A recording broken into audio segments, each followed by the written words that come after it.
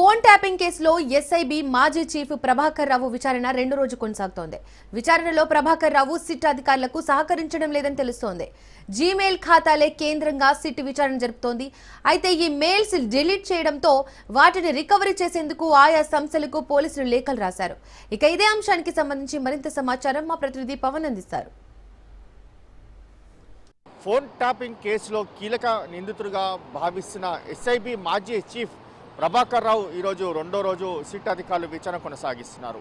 Supreme court ఆదేశాలతో జూబ్లీస్ police స్టేషన్లోని యొక్క SIT కార్యాలయం ముందు కూడా లొంగిపోయిన ప్రభాకర్ రావును అయితే నిన్న 6.5 గంటల పాటు కూడా విచారించారు. ఈరోజు రెండో రోజు కూడా విచారణ కొనసాగిస్తున్న పరిస్థితి చూస్తున్నాం. ముఖ్యంగా చూస్తే ఫోన్ ట్యాపింగ్ కేసుకు సంబంధించి పూర్తిగా డేటాను ఎలా డిలీట్ చేశారు, దానికి సంబంధించిన డేటా పూర్తిగా ఎలా దీనికి సంబంధించి దానిపైన సర్వర్లు కావచ్చు, దీనికి సంబంధించిన ఇతర హార్డ్ డిస్క్లను ధ్వంసం ఎలా చేశారనే దానిపైన కూడా ప్రధానంగా సిట్ అధికారులు కూడా విచారణ కొనసాగిస్తున్న పరిస్థితి చూస్తున్నాము. కానీ ఈ యొక్క సిట్ అధికారులకు సంబంధించి మాత్రం సరైన సమాధానం చెప్పట్లేదని చెప్పి కూడా ప్రధానంగా మనకు కొంత సమాచారం ఉంది.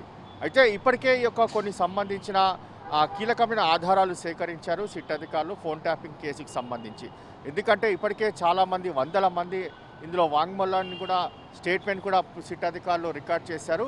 తమ ఫోన్ ట్యాపింగ్ అయ్యిందని చెప్పి కూడా ప్రధానంగా కొంతమంది నాయకులు కావచ్చు, ఇతర వ్యాపారవేత్తలు కావచ్చు, ఇతర సంబంధించిన వారంతా కూడా ఇక్కడ వారి స్టేట్మెంట్ కూడా ఇచ్చిన నేపథ్యంలో దాని ఆధారంగా కూడా దీనికి సంబంధించి ఈ యొక్క కేసు దర్యాప్తు కూడా కొనసాగుతుంది.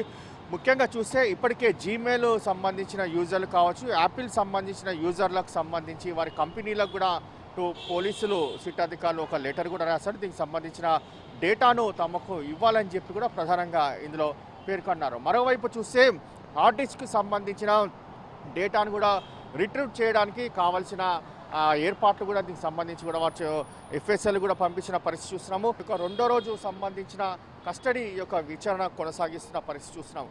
అయితే ఈరోజు కూడా 6.5 గంటల పైగా కూడా విచారణ కొనసాగే అవకాశం కూడా ఉంటుంది. ఎందుకంటే ఈ యొక్క ఫోన్ ట్యాపింగ్ కేసుకు సంబంధించి చాలామందిని భయపెట్టి వారి వద్ద దీనికి సంబంధించి ఇటు పైసలు కూడా వసూలు చేసినట్లుగా దీనికి సంబంధించి ప్రభాకర్ రావు పైన చాలా ఆరోపణలు ఉన్న నేపథ్యంలో దాని వైపు కూడా పోలీసులు విచారణ కొనసాగిస్తున్నారు.